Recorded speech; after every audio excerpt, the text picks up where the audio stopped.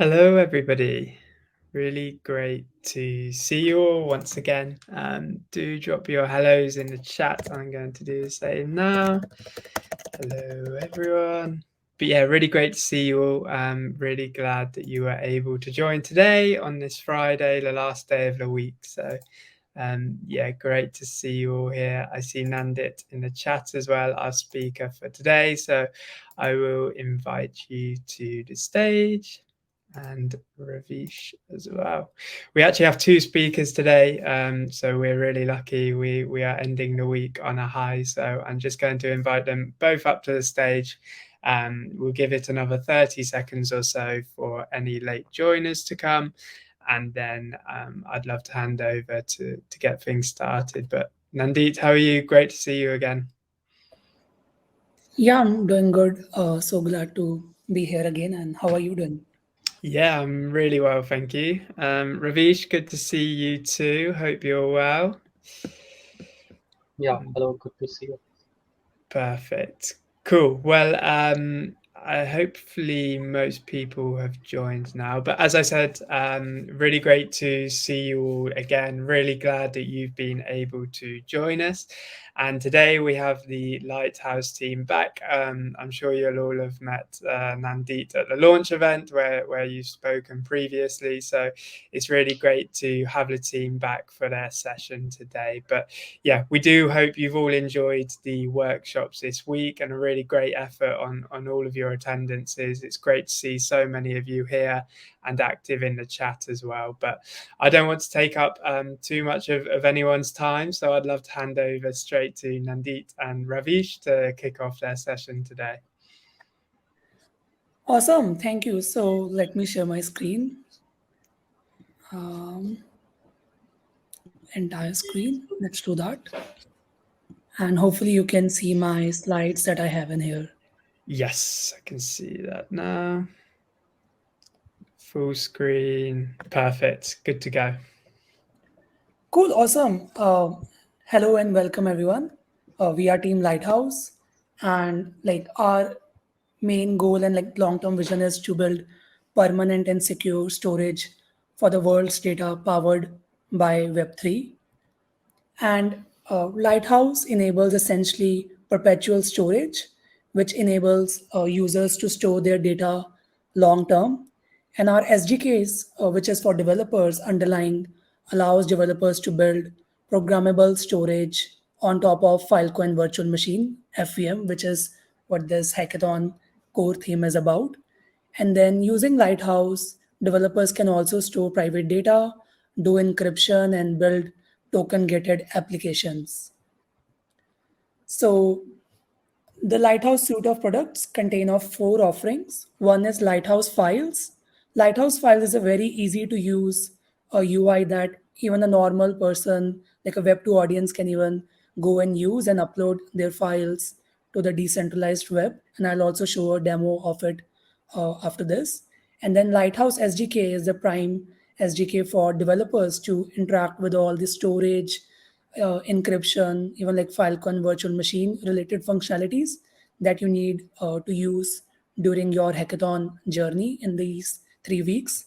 And then Lighthouse CLI is again a convenient tool to use on your desktop.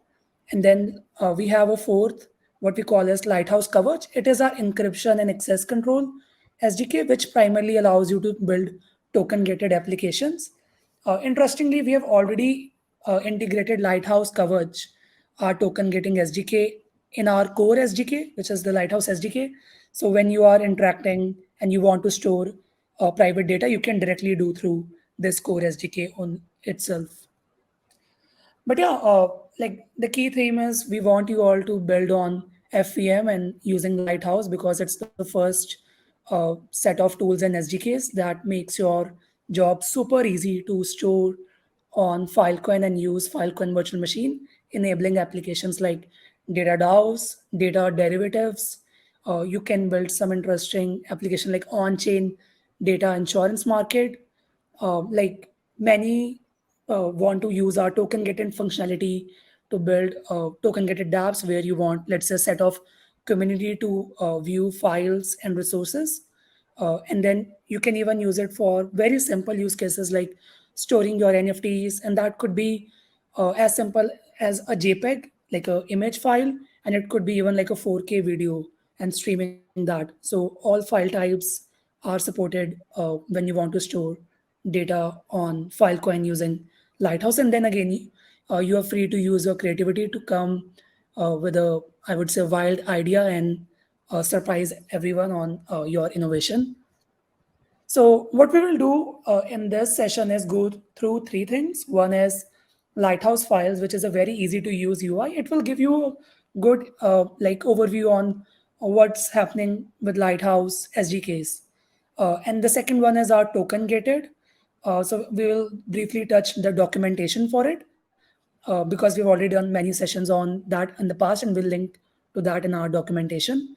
And the third is the live session, which Ravish will do on using Lighthouse with Filecoin Virtual Machine, where you can program your storage, set renewal replications, and many interesting storage deal parameters to program and build programmable storage essentially for on the decentralized web.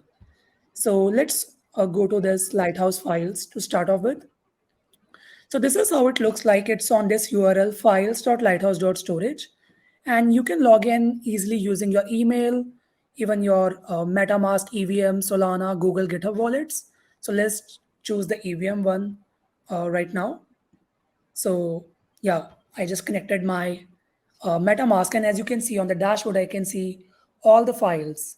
So let me click on one of these files, which was uploaded previously. So you can see it shows the size of the file, basic details like, okay, when it was created, I just uploaded it 20 minutes back.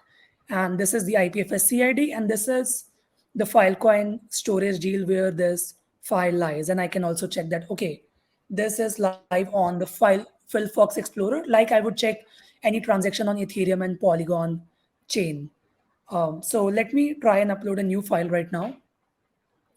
So for example, if I upload this file, you can see like the upload speed is quite fast, and then I can click it and easily view the file. Right now, when you use the UI to upload the file, by default, the files are public.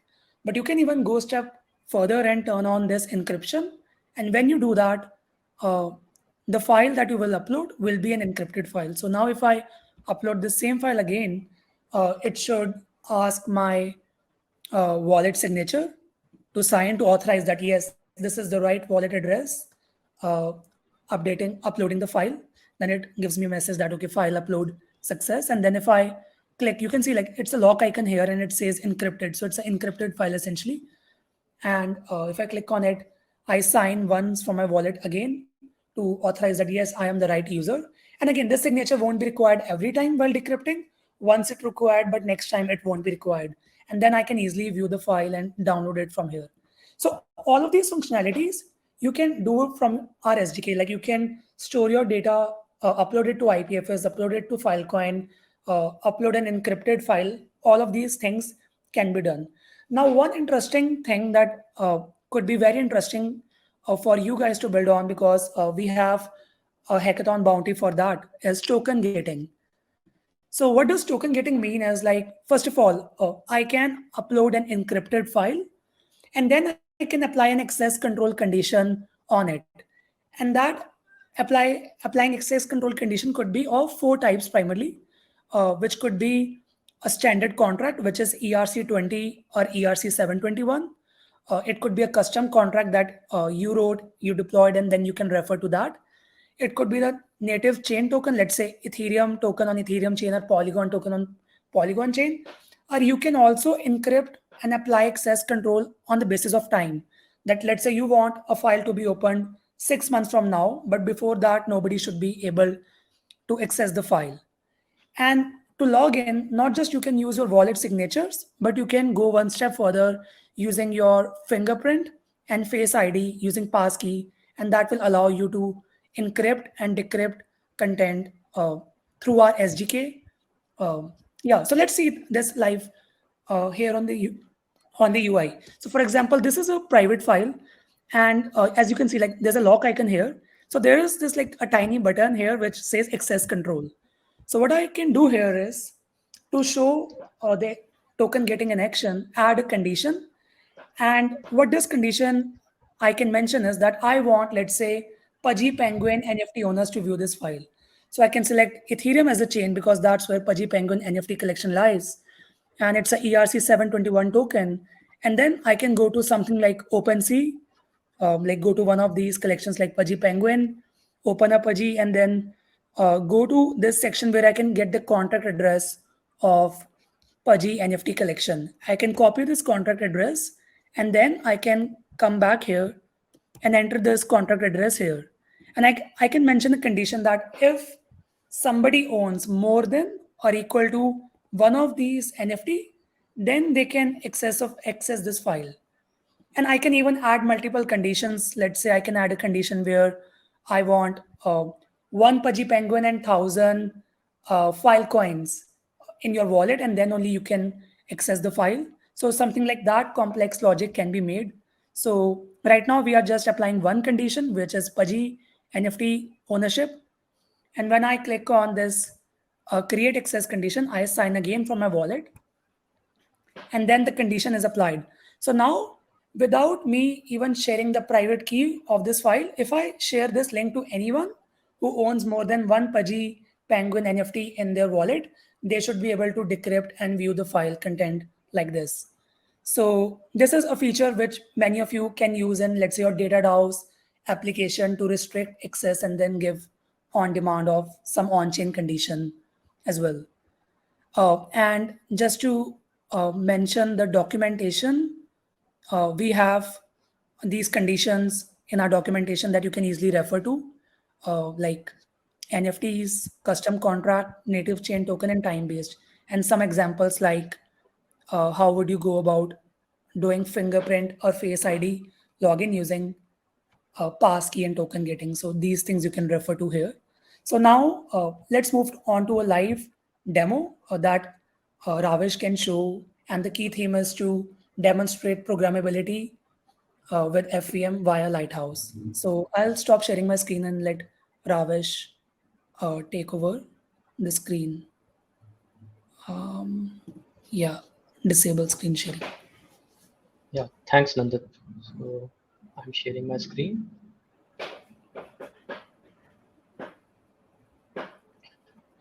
All right. So let's first come to this slide.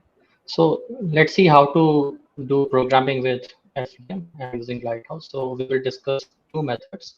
First one is via SDK, where we will look how to upload the files, how the deal making process work, and how to verify your deal using PODSI. Second is using the smart contract, where you will be able to send your fuzzy ID using a contract transaction and create a deal. So let's start with the SDK method. All right. So uploading file via SDK is quite straightforward. You will have to install the Lighthouse package. Then you can import it in the Node.js and use the upload method. So by default, upload method takes two parameters. First is your file link, and second one is API key. But if you want to create custom Filecoin deals, like you want to define how many replications you want the deal should renew and when to start parameters. So let's have a look at it. So if you want, suppose two copies of your Filecoin deal, you can just send this parameter, number of copies as 2. We will also look at a live demo of this, and there are these number of deal parameters that you can define. First is Ravish, I think your audio, Nandit, I don't know if it's the same for you, but it's breaking up a little bit for me. So, Ravish, I don't know if you want to try to perhaps turn off your camera. I don't know if that's happened already, but perhaps you can try that and we can try to work through. Otherwise, Nandit, maybe you'd like to take over, but let's give that a go without the camera. Yeah, your screen is stuck for me right now, Ravish. Okay, is it good? Okay, just a minute. Let me switch to a different network. I think it might not work with Ravish. You're welcome to perhaps try to leave and join again. I'm sure everybody I would think be. it will be it would be better now. Yeah. Okay. Well, feel free to try and obviously, yeah, we can jump in again. Let me share the screen again. Thank you. Yeah, it does sound clearer. Apologies for this, everybody. Hopefully, it should be good to go.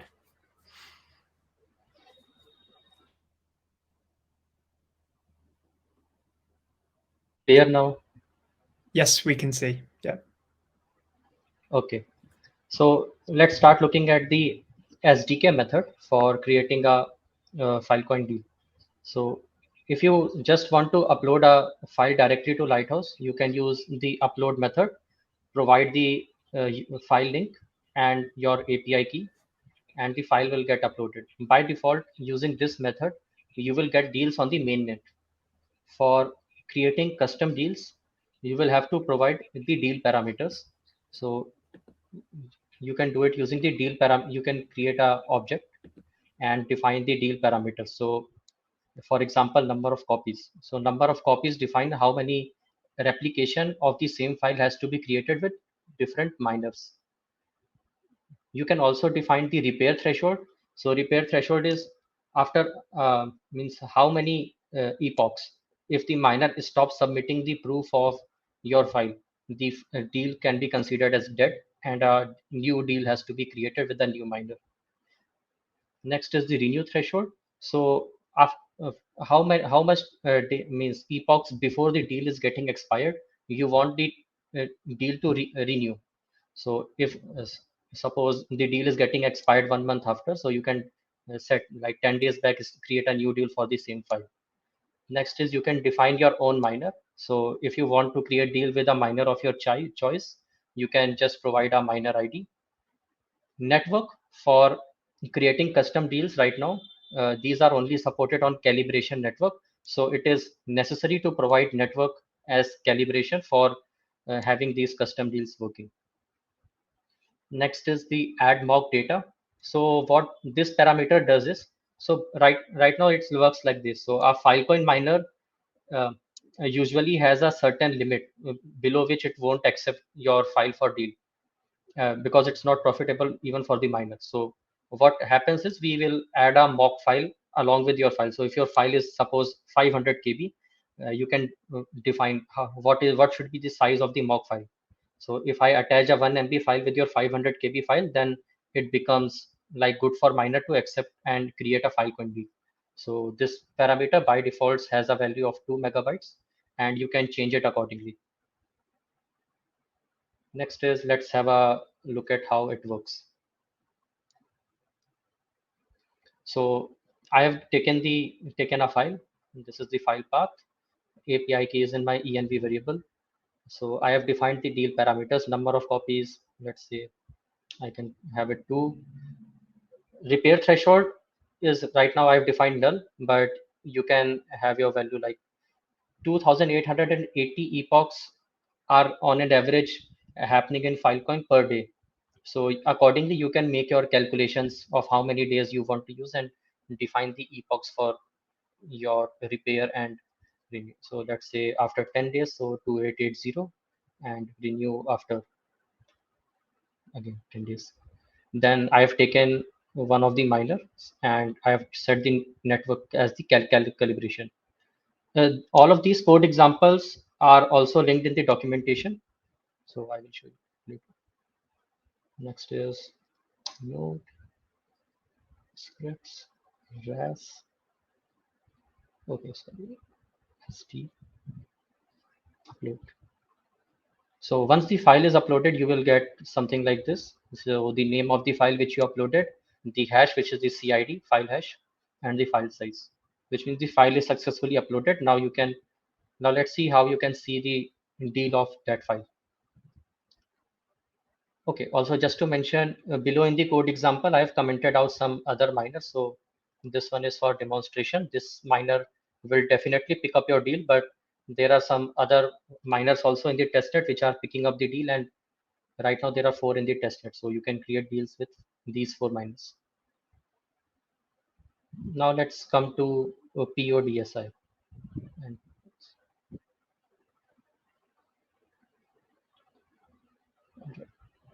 so now what happens is, as an aggregator, so Lighthouse works as an aggregator. So suppose 100 people are uploading the file at the same time. So what happens at Lighthouse is, all of those files are bundled together, and that entire bundle goes to Filecoin miner as a deal. So how do I prove to a user that your file was present part of that bundle which has gone for deal with the Filecoin miner? To do that, we use proof of data segment inclusion.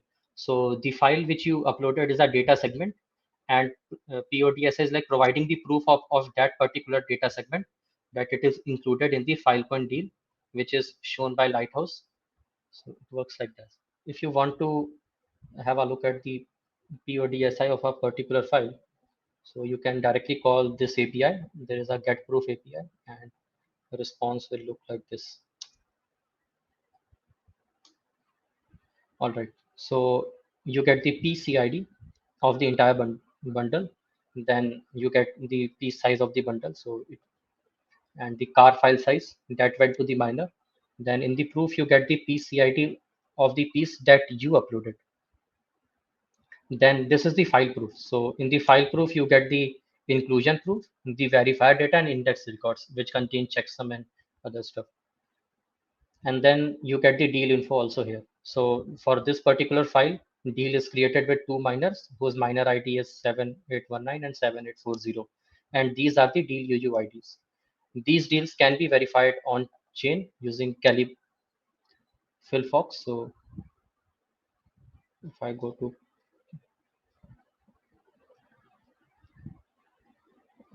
I think there will be a link here.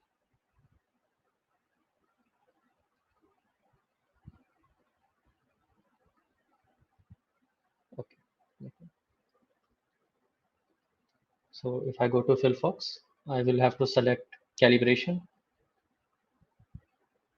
and /deal/deal ID. So here you can see the deal. So the deal is created with this particular miner. Deal size is 4 megabytes. Deal expires in 2024, and deal was created in September. So this is how you can check the deal on chain. Next, let's look at the second method. All right, now let's have a look at the smart contract method. So this method is like giving a file path and with the SDK and uploading it to Lighthouse IPFS, and from there the deal gets created and aggregated. Now, if you want to do something similar with the contracts, so we have deployed our contract, which is a fork of the RAS toolkit. You can have a look at the contract here, and you can call the submit function of this contract with a file CID. Once you call that submit function, the file gets picked up by Lighthouse, and a deal is created. And once the deal is live, you can take a look at that deal using get all deal functions. Also, you can check the active deals. So if the deal is expired, you will get it in get expiring deal. So let's try out this submit function.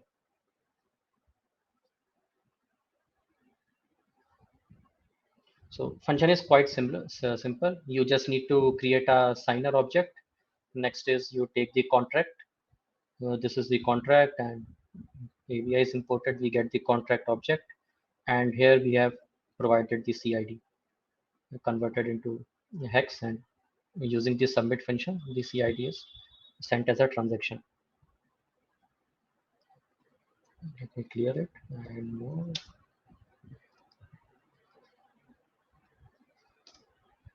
Yeah, this can take a little time. So in around 1.5 to 2 minutes for our calibration transaction. All right. So once the deal is created on the contract, which is called with submit function, you can check the deal on chain using this get all deal function. So If I just, yeah, this transaction is happening. I have to do it. Oops.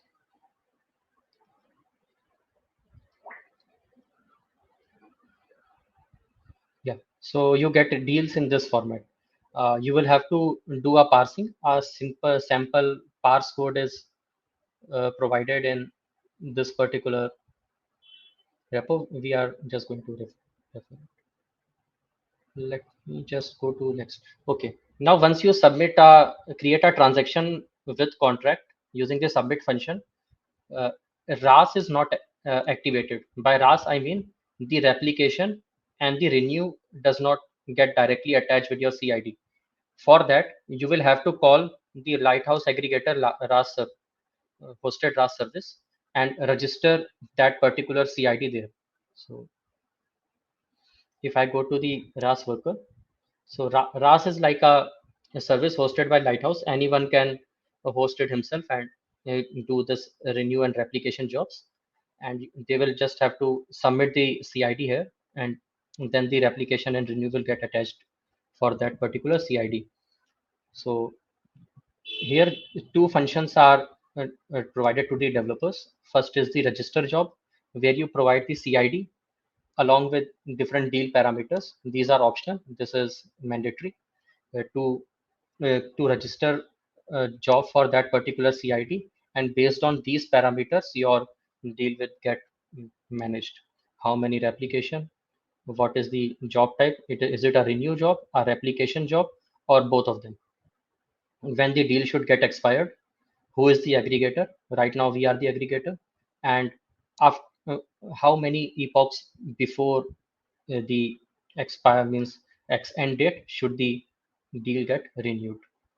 And once our job is registered on the RAS service, you can check the deal status of that particular CID using the deal status endpoint. Now let's have a look at how it works.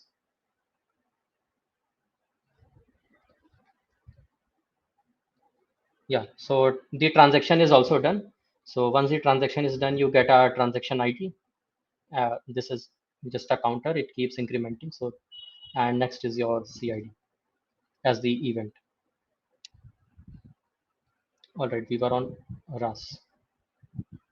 So first we will register a job. Register a job is quite simple. You just need to make a post request to the Lighthouse hosted RAS service, which is on calibration.lighthouse.storage. And in the post request, you need to provide the CID, which is compulsory, and these parameters are optional. So request time received, sorry, end date is the date at which the deal should expire, how many replication, and again the epoch which I mentioned. So if I register a job,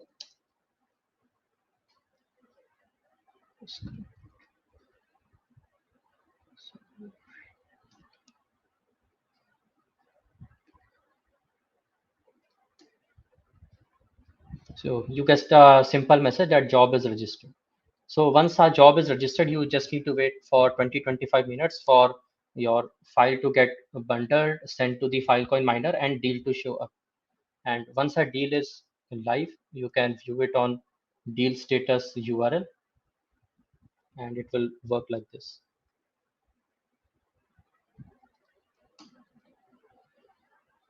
Yeah. So job type by default it was all. Replication target was set to 2. Epochs were 4, and these are all the deals for this particular CID. And if I view a particular deal object, it is passed like this. So deal ID is this, and deal is created with this particular miner. And you can take this both example and use it even in this function to view those parameters which were showing in big numbers. So let's come back to the docs. Yeah, now why both of these methods are, why even a RAS is important. So you can create some incentivization projects, or even for replication, every aggregator gets a reward or something. And this way you can make sure that there are always these many copies of this particular file live. and these things can be verified on chain. So you have a on chain verification that yes, the deal ID which the miner, this aggregator is providing actually contains the file which I sent for replication. So this is how these things work. Next is bounties. So best use of FVM is the first bounty for $1,000, and second bounty is for best use of the access control conditions, which the Nandit explained. If you have any questions, you can join our Discord and ask it there. Thank you. Yeah, and Amazing. Go yeah, on, the Nandit, sorry. access control bounties are actually two $500 bounties. Just wanted to say that. Yeah. Yeah. Perfect. Cool.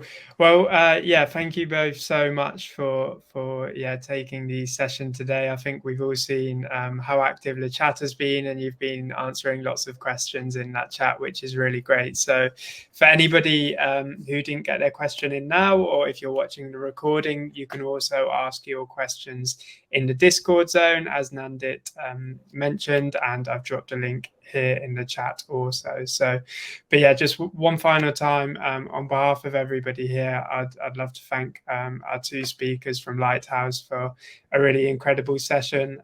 We do hope that all of the participants have enjoyed all of the sessions this week, and are excited to do it all again next week. So we start again next week on Tuesday. We have another workshop series where there's plenty more for you to dive into. So we'd really love to see you back there for that. But that's everything from me. So one final time, thank you to our speakers, and we hope to see you all again soon. Cheers. Bye-bye. Okay. Bye-bye. Thank you. Bye.